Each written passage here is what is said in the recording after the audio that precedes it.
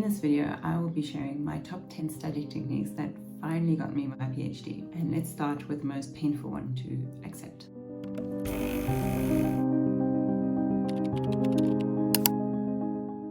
It doesn't matter where you are on your PhD journey, but you probably have that one key thing that you're slightly avoiding. It's probably what other people call challenge, obstacle, or problem, and it's definitely something that needs your full attention to resolve. You might, of course, be working on other things that contribute towards your PhD, but you're not doing the one thing that you probably know you should be doing. The fastest way to make real progress is to do that one key thing that you know you should do, but you've been avoiding. If you develop the mental habit of addressing the biggest problem first, I promise you it won't slow you down. In fact, it will make you faster and you'll really get to where you want to be sooner rather than later.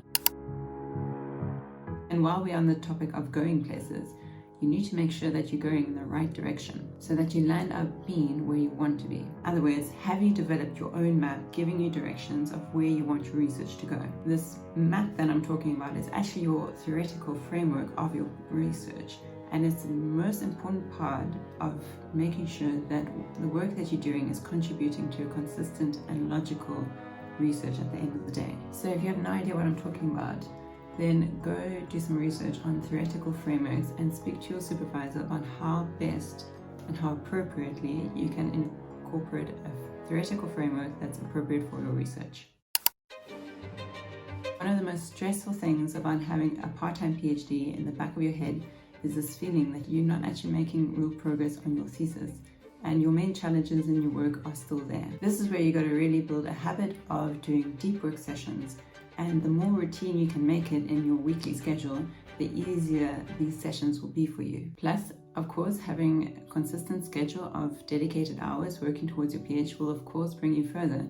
Even though it feels really painful, these hours add up and you really do begin to see progress, which is of course great for your PhD and really good for your stress levels.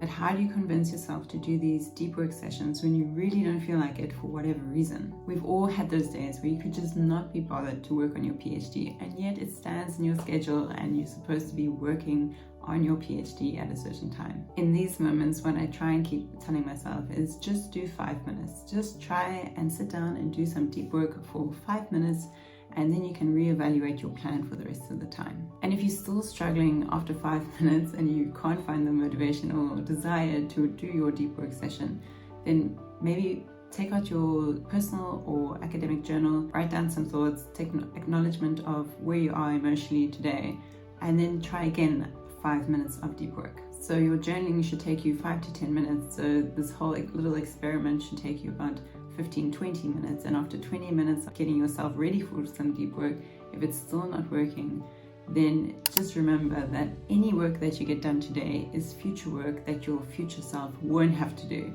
And I always found this really inspiring because I really wanted to save my future self from doing PhD for any longer than what I had to do. And also remember that this too will end and one day your PhD will be finished. So do the work today to save yourself from tomorrow.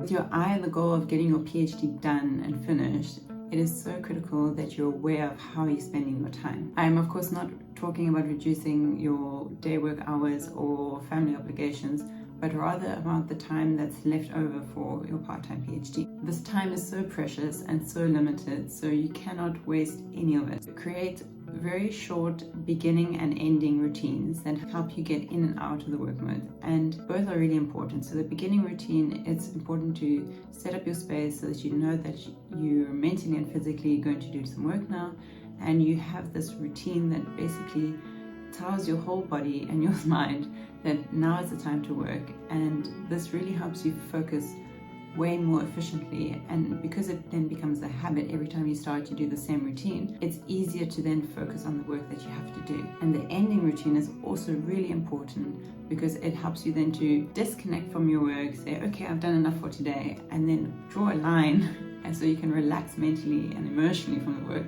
and really then go back to your normal life and connect with your family and your friends, and don't have this heavy burden on your mind the whole time. So really creating some separation between you and your work. And the more you practice these beginning and ending routines, the more powerful they become for your focus and mental well-being.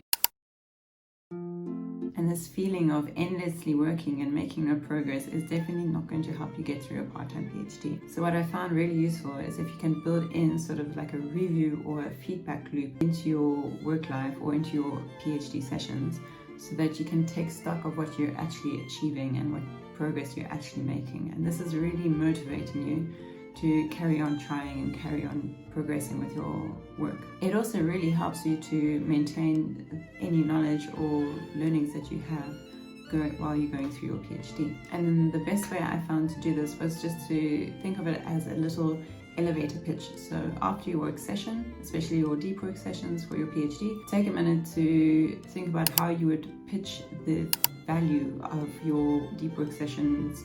And you can do this to your partner or friend and whatever, but you basically just explain to them in 90 seconds what you've done in your deep work session and the value of it, or any benefit that you've had from the deep work sessions. And this is just a really good way of taking account of how you use your time, and also making sure that you appreciate the progress that you're currently making. And not only will it help you to see your own progress, it will also help your friends and family to understand the challenges that you're facing, or how much work goes into a PhD, so they can also have a little bit more realistic time frames in mind, and also understand how difficult it can sometimes be on particular days. The next study technique is almost like the opposite of the elevator pitch. While the elevator pitch is really good for helping you summarize your work, the next one is really focused on making sure that you have all the details ingrained in you that you need for your work. These might be any concepts, literature, or models that you need to understand or embody to further your research. It's really, really efficient, but it's super tough. After you've read whatever material you're trying to digest, put it away. Then take a piece of paper or a whiteboard, even better, and try and teach it to yourself. Not only will you realize that you haven't paid any attention to what you just read,